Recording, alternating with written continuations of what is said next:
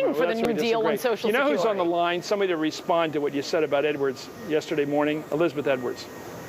She wanted to call in today. We said she could. Elizabeth Edwards, go on the line. You're on the line with Ann Coulter. Hello, Chris. Do you want to say something directly to the person who's with me?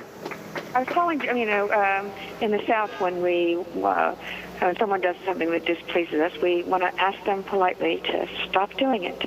I'd like to ask Ann Coulter, too, if she wants to debate on issues, on positions. We certainly disagree with nearly everything she said on your show today, but it's quite another matter for these personal attacks.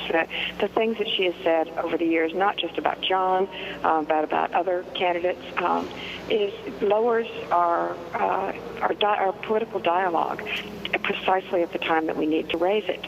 So I want to use the opportunity, which I don't get much because Ann and I don't hang out with the same people, to ask her politely to stop the personal attacks. Okay, so I made a joke, let's see, 6 months ago, and as you point out, they've been raising money off of it for 6 months since then. But this is yesterday morning, what you said about him. I didn't say anything about him actually either time.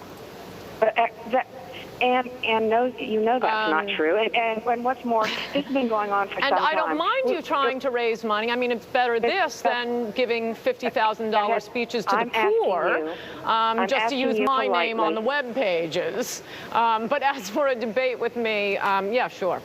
I'm asking you politely to stop personal attacks. How about you stop raising money on your webpage then? No, you don't have to because I don't mind. It did not start with that. You had a column a number of years ago. Wait, okay, the wife of a presidential candidate is calling in asking me to stop speaking? Let her finish the point. You're asking me to stop speaking. Stop writing your columns. Stop writing your books. Okay, Ann, please. Okay. Which made fun of the moment of Charlie Dean's death and suggested that my husband had a bumper sticker on the back of his car that said, "Ask me about my dead son."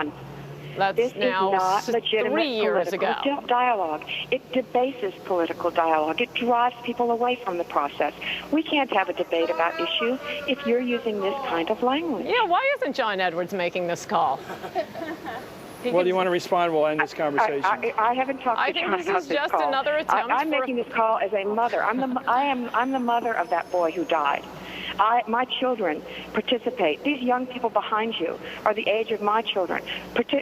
You're asking them to participate in a dialogue that's based on hatefulness and ugliness instead of on the issues. And I don't think that's serving them or this country very well. Thank you very much, Elizabeth Edwards. So you have all the time in the world to respond. I think we heard all we need to hear. The wife of a presidential candidate is asking me to stop speaking. No. No, she said you should stop being so negative to people individually. Right, as opposed to bankrupting doctors by giving a shyster Las Vegas routine in front of juries based on science. Wait, you said I'd have as long as I would have, and you instantly interrupt me. As I was saying, doing these psychic routines in front of illiterate juries to bankrupt doctors who now can't deliver babies, and to charge a poverty group $50,000 for a speech. Don't talk to me about how to use language. Elizabeth? Language of hate, and I'm going to ask you again to politely stop using personal attacks as part of your dialogue. Okay, I'll stop writing books.